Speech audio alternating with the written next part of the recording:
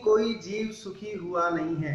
3 काल में अगर जितने भी जीव सुखी हुए हैं, जो हो चुके हैं, हो रहे हैं और आगे भी जो सुखी होंगे, वे सब और सब जो है वो एकमात्र जो है सम्यक ज्ञान के द्वारा ही सुखी हुए हैं। इसके बिना सुखी होना संभव नहीं है। दुनिया में कहीं चले जाओ, लेकिन सारी जगह आपको जो है भोग सामग्री तो मिल जाएंगी, लेकिन इस सुख का जो खजाना है, परमानेंट सुख होने का, जो सुखी होने का जो खजाना है, वो सिर्फ और सिर्फ आपको जैन धर्म सिखाएगा। सो जैन धर्म के ये महान ग्रंथ जो हैं, सैकड़ों साल पुराने ग्रंथ, उन आचार्यों ने, उन मुनिराजों ने और उन विद्वानों ने हम पर इतनी करुणा करके जो है ये ग्रंथ रचे हैं और आज भी हमारे महान अहोभाग्य से हमें उपलब्ध हैं। ये जिनवाणी हमारे कानों कानों में पड़ रही है। कल कहा था ना कि 3 बातें जो हैं वो महादुर्लभ हैं। जो चौथी ढाल का जो सार है, उसमें से दौलत राम जी ने कहा था 3 बातें जो हैं वो बहुत ही दुर्लभ हैं। कौन कौन सी 3 बातें? तो एक तो मनुष्य कुल मिलना, मनुष्य जन्म मिलना, है ना, फिर उच्च कुल मिलना, जैन कुल मिलना, और साथ में जिनवाणी का इंटरेस्ट होना, जिनवाणी सुनना या जैन धर्म सुनने का इंटरेस्ट जागना। ये अपने आप में उत्तरोत्तर जो है दुर्लभ चीजें हैं जो हमें मिली हुई हैं। हमें ये सारी चीजें उपलब्ध हैं।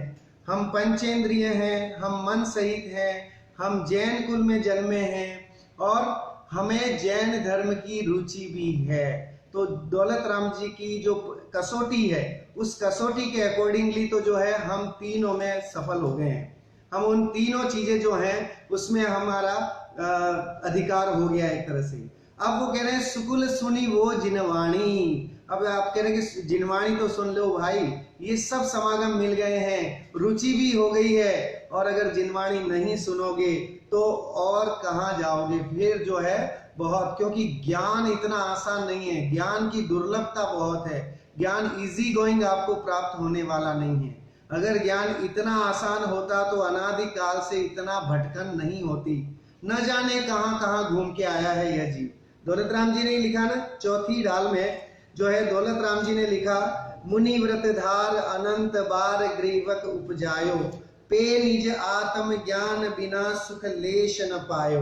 कह रहे कि हमने अनंत बार मुनि व्रत भी धारण किया, इतना उत्कृष्ट मुनि व्रत है, उसको भी धारण किया, लेकिन कहीं न कहीं सम्यक ज्ञान प्राप्त करने में कहीं कचास रह गई, और जिसके कारण से हमें सम्यक ज्ञान की प्राप्ति नहीं हो पाई और हम जो है भटकते रहे, गतियों में घूमते रहे, है ना। आप देखिए एक भजन भी आता है, बहुत सुंदर भजन है, आया कहां से कहां है जाना, आया कहां से कहां है जाना, ढूंढ ले ठिकाना चेतन ढूंढ ले ठिकाना, ढूंढ ले ठिकाना चेतन ढूंढ ले ठिकाना।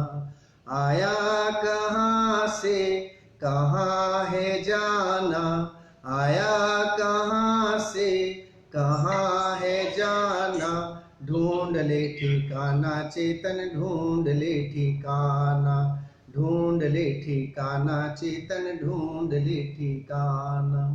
एक दिन तेरा गोरा तन ये मिट्टी में मिल जाएगा, एक दिन तेरा गोरा तन ये मिट्टी में मिल जाएगा, कुटुंब कबीला पड़ा रहेगा, कोई बचा न पाए।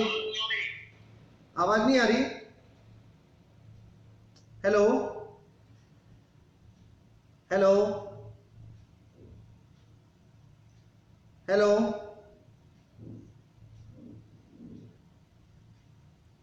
हेलो, फिर से करना पड़ेगा।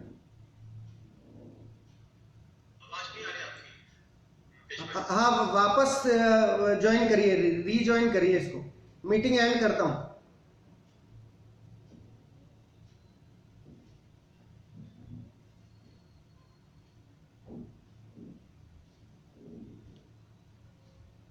बेचारे सभी लोग।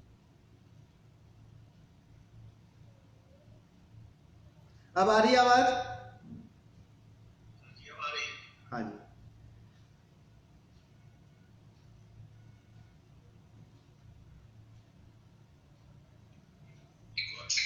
हाँ जी, चलिए। सो आया कहाँ से कहाँ है जाना, आया कहाँ से कहाँ है जाना, ढूंढ ले ठिकाना चेतन ढूंढ ले ठिकाना। एक दिन तेरा गोरा तन ये मिट्टी में मिल जाएगा, एक दिन तेरा गोरा तन ये मिट्टी में मिल जाएगा। कुटुंब कबीरा खड़ा रहेगा कोई बचा न पाएगा, कुटुंब कबीला खड़ा रहेगा कोई बचा न पाएगा। नहीं चलेगा कोई बहाना, नहीं चलेगा कोई बहाना, ढूंढ ले ठिकाना चेतन ढूंढ ले ठिकाना। सो ये भजन भी हमें यही कहता है कि हे चेतन, अपना ठिकाना ढूंढ लो। कहाँ तुम्हारा ठिकाना है? घर में रहोगे तो भी अगर आयु कर्म पूरा होना होगा तो वायरस क्या 10 वायरस अपने आप आएंगे और आपकी आयु कर्म पूरी होनी होगी, तो कोई बचा न पाएगा, है ना। मणि मंत्र तंत्र बहु होई, मरते न बचावे कोई। कह रहे कि अगर मृत्यु आनी है तो बचाने में कोई कारण नहीं है। कोई यमराज भी चाहे, कोई घर बार वाले चाहे, कोई बचा नहीं सकता। आप देखिए संसार की क्षणभंगुरता की 12 भावनाओं में इतनी उत्कृष्ट चर्चा अपनी यहाँ आती हैं, और चूंकि मैं बार बार ये कह रहा हूँ कि 12 भावनाएं जो हैं वो हमें प्रतिदिन भानी चाहिए। एक मतलब दिन में एक बार, अभी तो स्पेशली इन दिनों में तो 12 भावनाओं का चिंतन, 12 भावनाओं का पाठ दिन में एक बार परिवार के साथ जरूर करें। मुनिराज हमारे जो हैं, दिगंबर मुनिराज जो हैं, वो 12 भावनाओं का चिंतन करते हैं। तीर्थंकर प्रभु जो है वो 12 भावनाओं का चिंतन करके जो है वो मोक्ष को प्राप्त हुए हैं। तो फिर हम उनके ही तो दासानुदास हैं, फिर हम 12 भावनाओं से क्यों वंचित रह जाएं। इतनी उत्कृष्ट 12 भावनाएं जो हैं मंगत राय जी की और राजा राणा छत्रपति, और इतनी उत्कृष्ट 12 भावनाएं हैं। अगर नहीं गा सकते तो कम से कम घर में ऐसा ऑडियो चला लें, यूट्यूब पे चला लें, और जो है वो आप इस तरह से अपने परिवार को जो है इन दिनों में 12 भावनाओं का जो है वो चिंतन करने का, और 12 भावनाएं जरूर सुनाएं।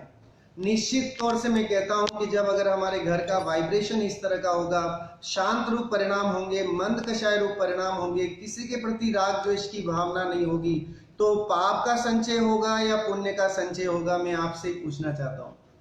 अगर आप झगड़ा नहीं करो, आप कषाय नहीं करो, आप सबके प्रति मैत्री की भावना रखो, और ये सब रखो, और उसके बाद आप पाप कमाओ, कौन से ग्रंथ में कहा है?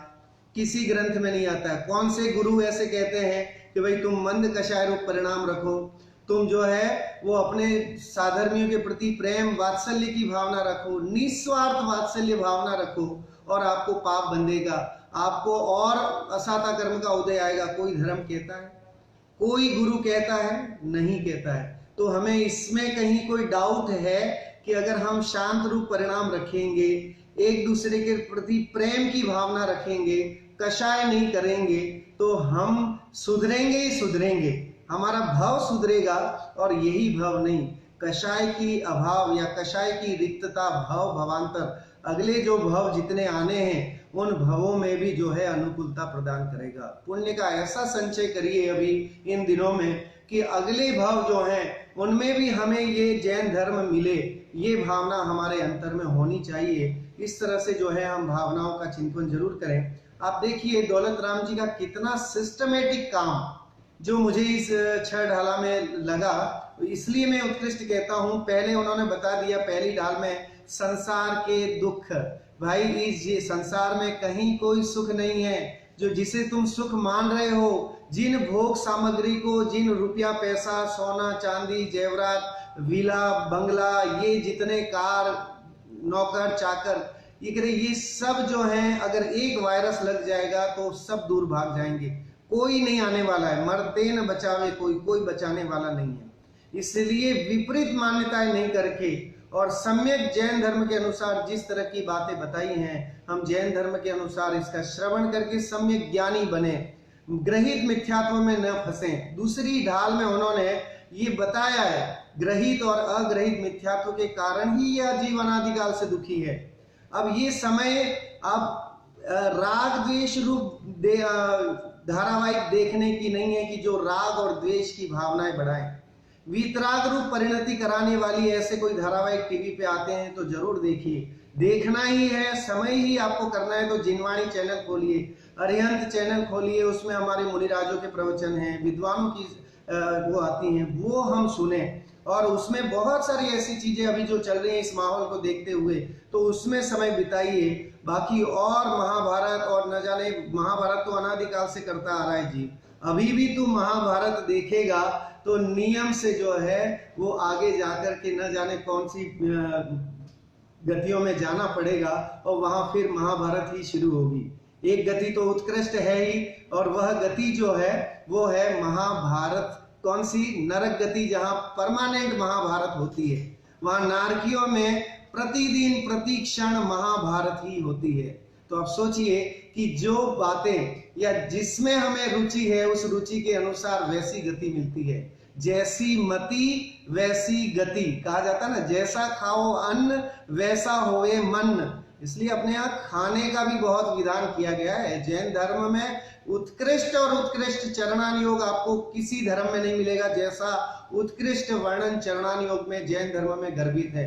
पढ़िए, खोलिए कभी देख करके रत्नकरण शावकाचार, पुरुषार्थ सिद्धिउपाय ग्रंथ, और उनको आप उसके पन्ने पलटिए। हिंदी में भी है, इंग्लिश में भी है, हर भाषा में आपको जो है, मराठी में भी है, हर भाषा में जो है वो आपको इसका भावार्थ मिल जाएगा। क्या उत्कृष्ट चरणानी योग अपने यहाँ जैन धर्म में, कि पानी छान करके पीना, शोध करके खाना, कोई ऐसी चीज नहीं खाना, भक्ष और अभक्ष का विवेक। और कौन से धर्म आपको सिखाते हैं कि क्या खाना चाहिए और क्या नहीं खाना चाहिए, किसके खाने में आपको पुण्य का संचय होगा और किसके नहीं खाने से भी आपको पुण्य का संचय होगा, ये कौन सा धर्म आपको जो है वो बताता है। आप सोचिए दिल पे हाथ रख करके कि हम सब जो है अगर जैन धर्म के अनुयायी हैं और जैन धर्म हमें मिला है, तो really we all are very important persons, we are the VIPs। ठीक है, तो इसलिए अंतर में ये महत्वता हम जैन धर्म की बढ़ाएं। और अपने इस धर्म को आप सोचिए, इस छड़ाला जिसने पढ़ ली उसको जैन धर्म का पूरा, वो जैन धर्म का विद्वान बन गया, ये मान के चलिए आप। उसे जैन धर्म में क्या करना है, इस संसार में आके क्या करना है, उसका विवेक जो है वो छड़ाला हमें बता देती है। इसलिए बता रहा हूं, पहली ढाल संसार के दुखों का वर्णन, दूसरी ढाल संसार के दुख के कारण क्या है उसका वर्णन, तीसरी ढाल मोक्ष मार्ग का कारण क्या है उसका वर्णन। आपको मोक्ष कैसे मिले, सुखी होना है ना, तो सुखी होने के लिए क्या उपाय है, तीसरी ढाल पढ़िए। तीसरी ढाल में वो सार भरा हुआ है कि आप सुखी कैसे कैसे हो सकते हैं।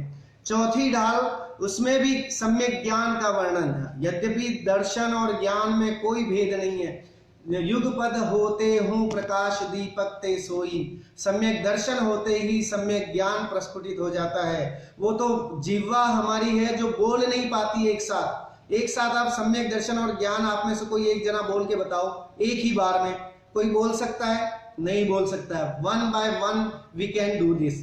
सो हम एक एक करके बोल सकते हैं। तो वचन की हमारी मजबूरी के कारण ज्ञान को बाद में रखा गया है, दर्शन को पहले रखा गया है, लेकिन दोनों एक साथ होते हैं, जुड़वा होते हैं। इसकी चर्चा हम जो है वो चौथी ढाल में अभी कर रहे हैं। तो चौथी ढाल में सम्यक ज्ञान का वर्णन किया, वो भी सुख करने का कारण। सो तीसरी और चौथी ढाल आपको सुखी कराती है, संसार और भोगों से विरक्त कराती है, और सुख का खजाना कहाँ है वो बताती है।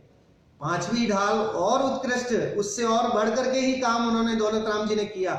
पांचवी ढाल में 12 भावनाओं का चिंतन किया कि इस संसार में अगर जो जीव 12 भावनाओं का चिंतन करेगा तो नियम से वितराग मार्ग को अंगीकार करेगा और कालांतर में वह मोक्ष मार्ग में आगे बढ़कर के अरहंत और सिद्ध बनेगा।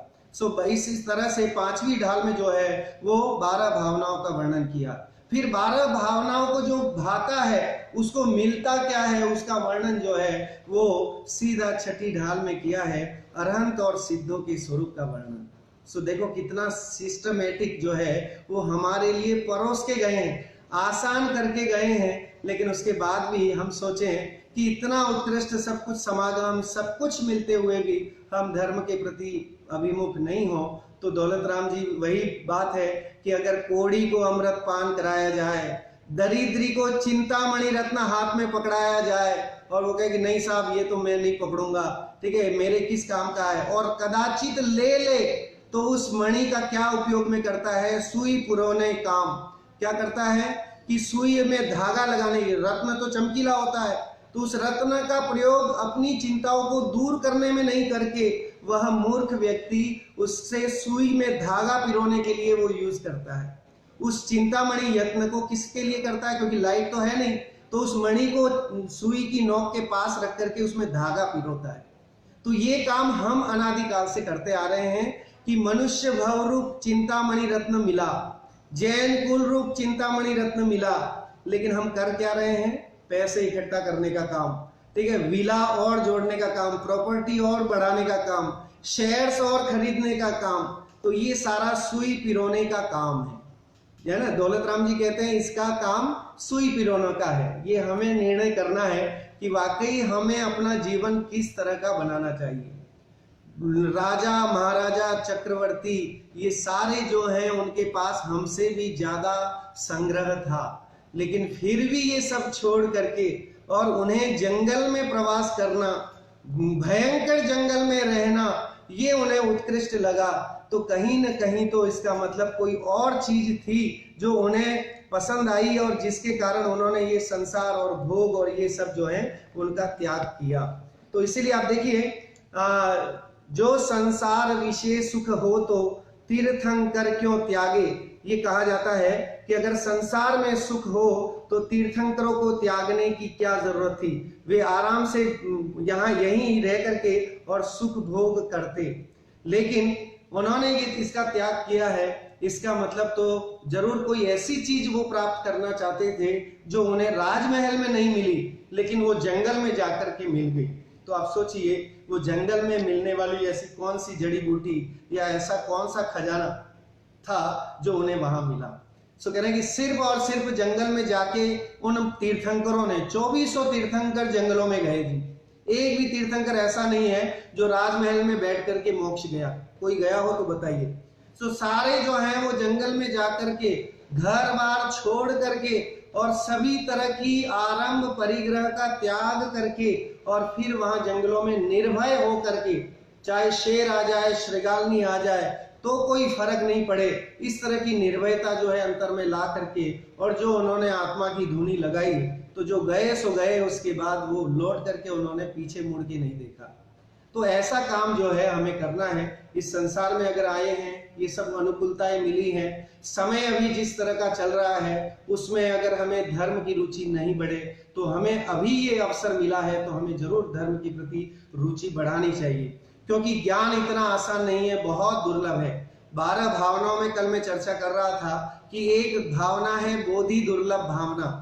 मंगत राय जी की जो 12 भावना है, उत्कृष्ट चर्चा आप देख लीजिए, उसमें की है, पढ़ के सुनाता हूं।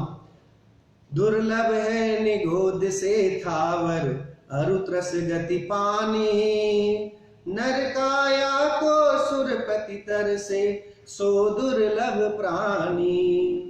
उत्तम देश सुसंगति दुर्लभ, श्रावक कुल पाना, दुर्लभ सम्यक दुर्लभ संयम, पंचम गुण ठाना, दुर्लभ रत्न त्रय आराधन, दीक्षा का धरना, दुर्लभ मुनिवर के व्रत पालन, शुद्ध भाव धरना, दुर्लभ से दुर्लभ है चेतन, बोधि ज्ञान पावे, पाकर केवल ज्ञान नहीं फिर इस भव में आवे। कितनी उत्कृष्ट बात जो है, पूरा जैन धर्म का सार इसमें भर दिया। और कुछ पढ़ने की जरूरत है किसी को? ये लाइनें इतनी पढ़ लें और इसकी भाव वासना कर लें तो उसे और कुछ नहीं चाहिए। जैन धर्म जिनवाणी ये नहीं कहती है कि आप पूरे जितने ग्रंथ हैं उसको आद्योपांत पढ़ोगे तो ही सम्यक दृष्टि बनोगे, लेकिन अगर भाव वासना सच्ची करोगे तो सम्यक दृष्टि बनोगे, तो ज्ञानी बनोगे। देखिए लिखा है, दुर्लभ है निगोद से थावर, निगोद से स्थावर एकेंद्रिय बनना बहुत दुर्लभ है। अरुत्रस गति पाना, और ये 2 इंद्रिय से लेके 4 इंद्रिय, 5 इंद्रिय, संगी असंगी, ये सब मिलना महादुर्लभ है। नर काया को सुरपति तरसे सो दुर्लभ प्राणी। कह रहे हैं कि मनुष्य की काया को तो सुरपति भी तरसते हैं। ठीक है, देव लोग भी चाहते हैं कि हम मनुष्य बन जाएं। देव भी मरते होंगे ना वहां पर, तो वे भी लिखते होंगे मानवीय या मनुष्य या नरीय लिखते होंगे, जैसे हम स्वर्गीय लिखते हैं। हमें स्वर्ग पसंद है तो उन देवों को मनुष्य बनना पसंद है, क्योंकि उन्हें ये बात एहसास, उनको ये भान है कि हम इस भव में रह के संयम को धारण नहीं कर सकते। एक मनुष्य भव ही ऐसा है जिसमें संयम धारण किया जा सकता है। इस कारण से जो है वो मनुष्य भव के लिए देव लोग भी तरसते हैं। तो नर काया को सुरपति तरसे सो दुर्लभ प्राणी, कह रहे इसलिए यह बहुत दुर्लभ है। उत्तम देश सुसंगति दुर्लभ, अच्छा देश मिल जाना, सत्संगतियां मिल जाना, है ना, बहुत मिलेंगे आपको संसार भोगों की कथाएं बताने वाले, राग और द्वेष की कथाएं बताने वाले तो अनादिकाल से मिलते आए हैं और मिलते ही रहेंगे, लेकिन सच्ची बात और अच्छी बात बताने वाले दुर्लभ होंगे। मिलना इतना आसान नहीं है, महादुर्लभ है। It's very difficult to achieve all this opportunities. फिर देखिए, श्रावक कुल पाना, और अच्छा श्रावक बनना भी इतना आसान नहीं है।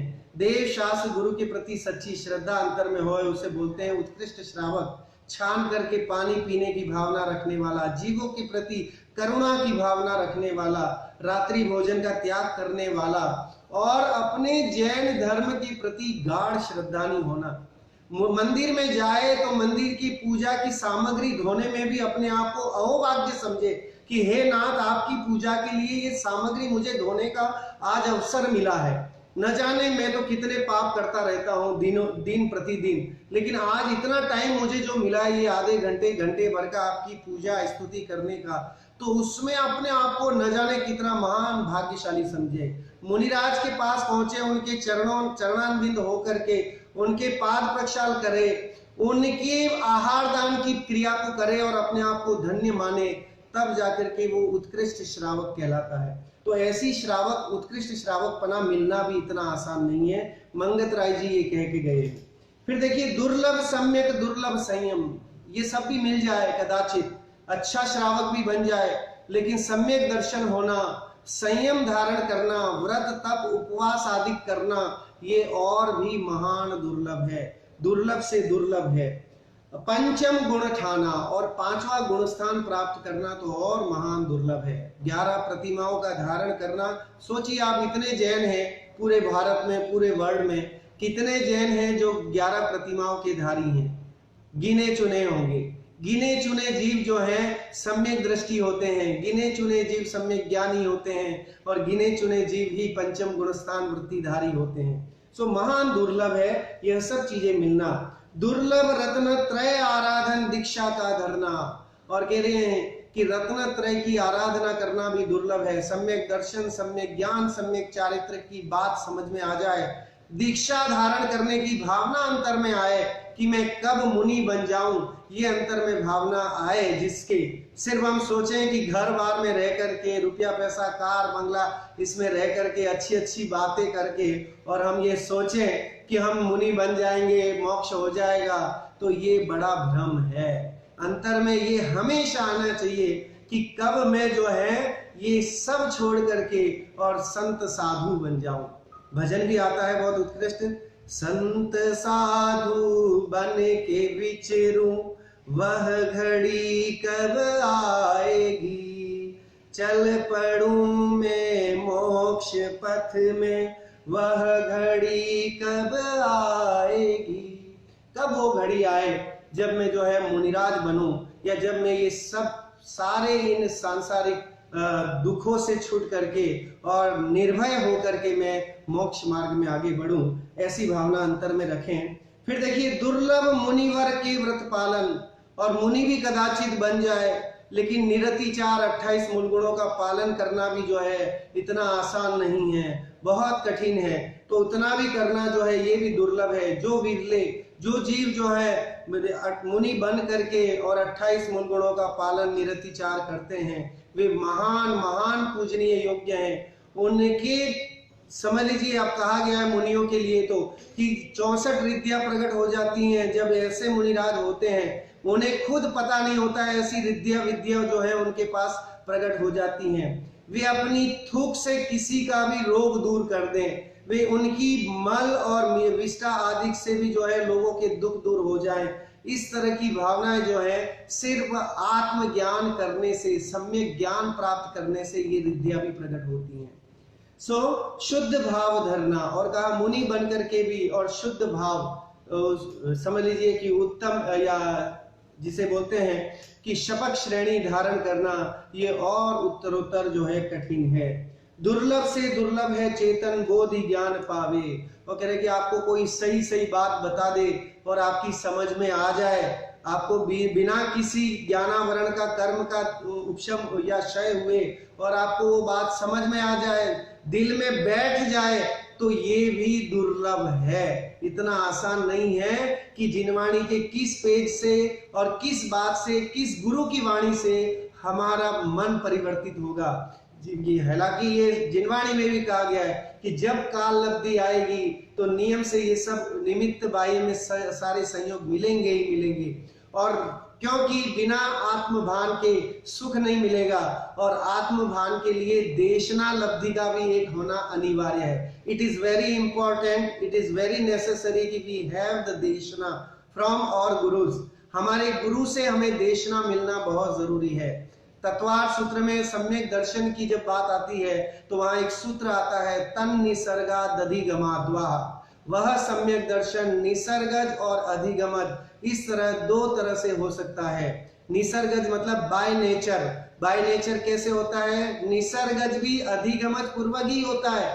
कहने में आता है कि निसर्गज हुआ जी, इसको तो किसी ने नहीं बोला और इसको तो अपने मन में ही ऐसी सिचुएशन देख करके और इसने भावना की और वैराग्य ले लिया, लेकिन किसी न किसी की देशना जो है पूर्व भव में रही होगी, जो अभी आकर के उत्कृष्ट काम कर रही हैं। मैं आपको अभी बात बताना चाहूंगा कि जब से हमने स्वाध्याय शुरू किया है, इंडिया से एक भाई हमारे साथ जुड़े हैं, और चूंकि वो जैन नहीं है, लेकिन जब से वे मेरा प्रवचन और ये सारी कक्षाएं सुन रहे हैं, उनकी रुचि भी जैन धर्म के प्रति इतनी बड़ी है। मेरे सारे वीडियो उन्होंने YouTube चैनल मेरा बना करके, और उसमें सारे के सारे आज के आज, अभी के अभी जो है, इसके बाद आप चाहेंगे तो 10 मिनट बाद आपको मेरे YouTube चैनल पे मेरा यही वीडियो आपको अवेलेबल हो जाएगा वहां। तो इतना काम जो है वो जैन नहीं होते हुए भी इस जैन धर्म की प्रभावना के लिए कर रहे हैं, तो उनके लिए भी बहुत बधाई के पात्र है। वो साधुवाद है, अभी भी वो लाइव है, तो मैं उनका स्वागत भी करता हूं और उनको साधुवाद देता हूं कि आप इस तरह से जैन धर्म की प्रभावना में सहयोग करते रहें। और जरूरी है, क्योंकि जीव को सुखी तो तभी होगा जब वो अपने को जानेगा। जब अपने को नहीं जानेगा तो चाहे कितना भटक ले, कितने देश घूम ले, कितनी वीजा और न जाने कहां की नेशनलिटी ले ले, तो भी उसे सुखी कोई नहीं कर सकता, है ना। आपके पास चाहे कितनी मल्टी सिटीज वीजा क्यों नहीं हो, लेकिन आप कहां जाके सुखी हो सकते हो। जितने लोग गए होंगे, यूएस गए होंगे, कनाडा गए होंगे, और न जाने कितने देश घूमे होंगे, कहां जाके सुखी हुए होंगे। मतलब सोचिए, पिछले साल हम लोग जो है केन्या गए थे, और केन्या में वो मेरी मतलब हमने ले तो ली, हम यात्रा वहां करके गए और वहां देखा, और देख करके वहां जब देखा वहां, तो वहां एक जिन मंदिर, केन्या में एक उत्कृष्ट जिन मंदिर, भव्य जिन मंदिर वहां देख करके जो हमारी भावनाएं वहां देखो कि यार पूरे भारत में ही नहीं, पूरे विश्व में जो है जैन धर्म का डंका किस तरह से चलता है। आप सोचिए, जैन धर्म कहां नहीं रहा होगा। इसकी चर्चा अपन अगर आगे जब भी समय मिलेगा तो मैं उसकी बात करूंगा, क्योंकि आज समय जो है हमारे पास पूर्णता की ओर बढ़ रहा है। मैं आज जो है चौथी ढाल का जो है एक उत्कृष्ट पद जो है, 10वां पद जो है वो यहाँ, सॉरी 9वां पद हमने कल नहीं लिया था, 9वां पद मैं यहाँ से गाता हूं और फिर हम आगे बढ़ते हैं। पुण्य पाप फल माही हरक बिल खो मत भाई, यह पुद्गल पर जाय उपजीवन से फिर थाई, लाख बात की बात यही निश्चय उर लाओ, तोरी सकल जगदंद फंद निज आत्म ध्याओ। कह रहे पुण्य पाप फल माही हरक बिलखो मत भाई। कह रहे कि पुण्य और पाप के उदय में ना तो खुश हो ना दुखी हो। कह रहे कि दोनों ही जो है, सुखी होने वाला भी, खुश होने वाला भी और दुखी होने वाला, दोनों ही की कंडीशन एक ही जैसी है, दोनों ही संसार के कारण ही है। इसलिए पुण्य और पाप में हमें हर्ष और दुखी, खेद खिन्न नहीं होना चाहिए। तो क्या करें जी? कोई प्रश्न करेगा कि पुण्य में हम एंजॉय नहीं करें तो कब करें फिर एंजॉय? तो करेंगे पुण्य में एंजॉय करोगे बेटा यहाँ पर, तो जाके नरक में भी एंजॉय करना पड़ेगा फिर, है ना, और तिर्यंच गति में जाकर के भी एंजॉय करना पड़ेगा। अगर यहाँ एंजॉय करने की बात करोगे तो अभी यहाँ एंजॉय कर लो या फिर वहां एंजॉय नहीं करना पड़े, ऐसी बात हम अंतर में सोचें। आप सोचिए। तो इसलिए हमारा जैन धर्म कहता है कि चाहे सुख हो चाहे दुख हो, लेकिन दोनों में ही जो है न सुखी हो न दुखी हो, वैसी भावना मत रखो, समता भाव धारण करो। क्योंकि सुखी व्यक्ति साम्य भाव धारण करने वाला होता है, और उसमें रागी द्वेषी हो जाता है तो वह संसार ही बांधता है, कर्म के आश्रव को बढ़ाता है, जो पुण्य के फल में जो है उसको अच्छा मानता है और उसी में मस्त रहता है, राग द्वेष कर करके, और वह दुखी ही होता है। बहुत अच्छा बात जो है यहाँ पर उन्होंने दौलत राम जी ने लिखी, पुण्य पाप फल माही हरक, हरक मतलब खुश होना, बिलखो दुखी मत भाई मत हो, क्योंकि यह पुद्गल पर जाए। दोनों को किसके खाते में डाला? सोचिए, पुण्य हो या पाप हो, दोनों को दौलत राम जी कहते हैं पुद्गल है जी। और पुद्गल का नेचर होता है कि पुद्गल को न तो सुख का अनुभव होता है न दुख का अनुभव होता है, सिर्फ सुख और दुख का अनुभव जीव को होता है, शुद्धात्मा को होता है। पुद्गल को सुख और दुख का अनुभव नहीं होता है। और ये दोनों किसकी पर्याय हैं? पुण्य और पाप। तो कह रहे ये पुद्गल पर जाए, ये तो पुद्गल की पर्याय हैं। उपजी विन से फिर थाई, ये तो उत्पन्न होती हैं, नष्ट हो जाती हैं, फिर उत्पन्न होती हैं, इस तरह की घटनाएं चलती रहती हैं। सीता का वर्णन चल रहा है अपना पिछले 3 दिन से।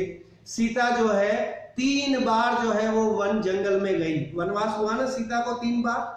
पहली बार तो राम के साथ गई जब 14 साल का वनवास हुआ, दूसरी बार बिना राम के गई, और तीसरी बार आत्मा राम के साथ गई।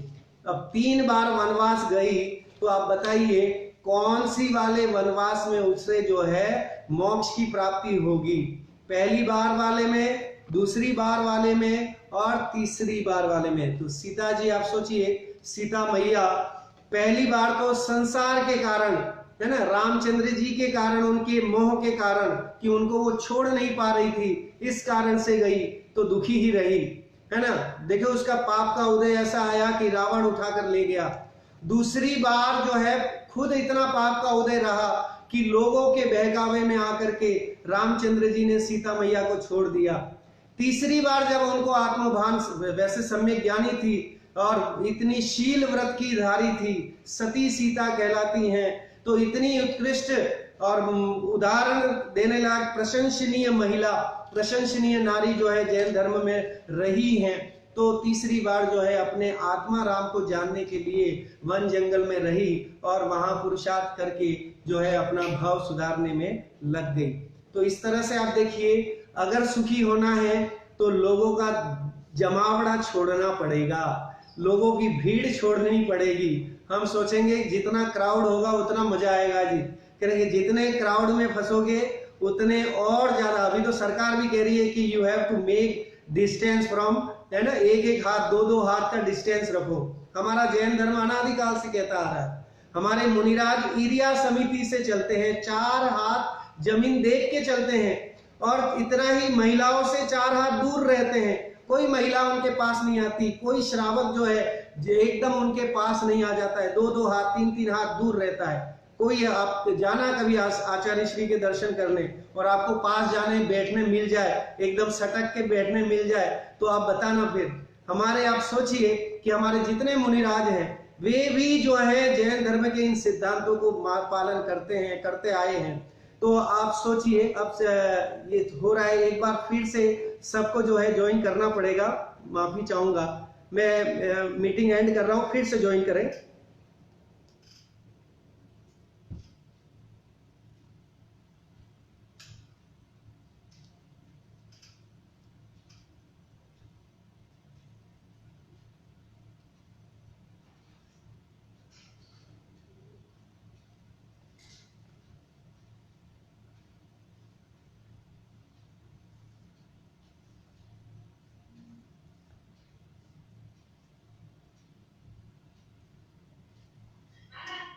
हाँ जी, हाँ, तो मैं कह रहा था कि जैन धर्म में भी दूर से रहने की बात जो है जैन धर्म भी अनादिकाल से बताती आ रही है। अब लोगों को भान हो रहा है कि भाई हम डिस्टेंस में मेंटेन करें। अब सरकार कहती है निज घर में रहो, है ना, बाहर मत निकलो, घर में रहो। तो जिनवाणी भी तो यही कहती है कि बाहर मत घूमो, पर पदार्थों में, विषयों में मत फंसो, अपनी आत्मा को जानो, क्योंकि तीर्थंकरों ने भी भला एक ही काम किया था, अपनी आत्मा को जानने का। और अगर अपनी तीर्थंकरों को मानते हैं, हम अगर अपने गुरुओं को मानते हैं, तो गुरु जो काम कर रहे हैं वो करना चाहिए कि जो गुरु नहीं करें। गुरु कहें कि ये कर बेटा, और हम जो है उनके विपरीत जा रहे हैं। गुरु की श्रद्धा कौन सी है? जिनवाणी की श्रद्धा क्या है? तो जिनवाणी की श्रद्धा है, जिनवाणी जो बता रही है उसके मार्ग पे चले तो जिनवाणी की श्रद्धा है ना। आचार्य श्री की श्रद्धा कब है? कि आचार्य श्री जो कह रहे हैं उस मार्ग पे चले तो श्रद्धा है, नहीं तो क्या है, सिर्फ आप दिखावा कर रहे हैं कि साहब आपको श्रद्धा है। सो इसलिए बहुत ही आप समझ लीजिए कि उत्कृष्ट समय आया है। सो यहाँ पर पुण्य और पाप दोनों को जो है वो क्या कहा, पुण्य और पाप को पुद्गल की पर्याय, उपजे विनसे फिर थाई।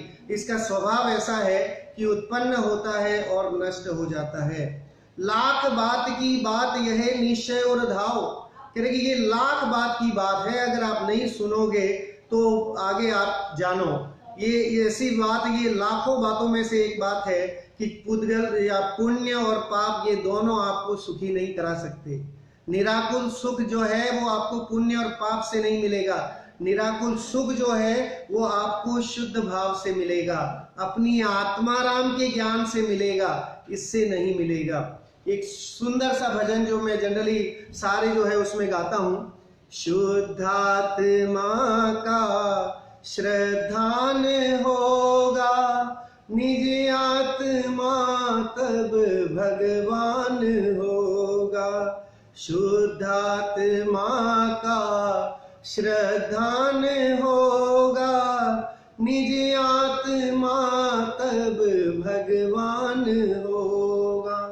निज में निज पर में परिभाषित सम्यक ज्ञान होगा। शुद्धात्मा का श्रद्धान होगा, निज आत्मा तब भगवान होगा। आप सोचिए, सम्यक ज्ञान तभी होगा जब निज में निज और पर में पर का ज्ञान होगा। सम्यक ज्ञान की डेफिनेशन यही है, सम्यक दर्शन की डेफिनेशन यही है कि समस्त विकल्प जालों से हट करके जब आप अपनी आत्मा के निकट आओगे, जब आप अपनी ओर देखोगे, तब जाकर के सुखी होगे। हम सब भगवान के दर्शन करने जाते हैं। भगवान किसके दर्शन करते हैं कौन बताएगा? भगवान किसके दर्शन करते हैं? श्रावक के करते हैं, भक्त के करते हैं, कि भगवान जो है वो अपनी आत्मा के दर्शन करते हुए दिखते हैं। हमारी वीतरागी प्रतिमाएं नासाग्र दृष्टि कहलाती हैं। नाक के अग्रभाग में अंतर्मुख किए हुए दृष्टि उनकी रहती है। हमारी जिन प्रतिमा भी बार बार ये कह रही है कि तुम मेरी ओर मत देखो, अपनी ओर देख, अपनी आत्मा का भान कर, श्रद्धान कर। उस श्रद्धान से सम्यक ज्ञान की प्राप्ति होगी और सम्यक ज्ञान पूर्वक महान सुख की, निराकुल सुख की, अतीन्द्रिय सुख की प्राप्ति होगी। इस तरह से हम सभी भी जो है अतीन्द्रिय आनंद की प्राप्ति करें, अतीन्द्रिय सुख की प्राप्ति करें। इस भावना के साथ आज की बात को विराम देता हूं। सभी को जय जिनेंद्र।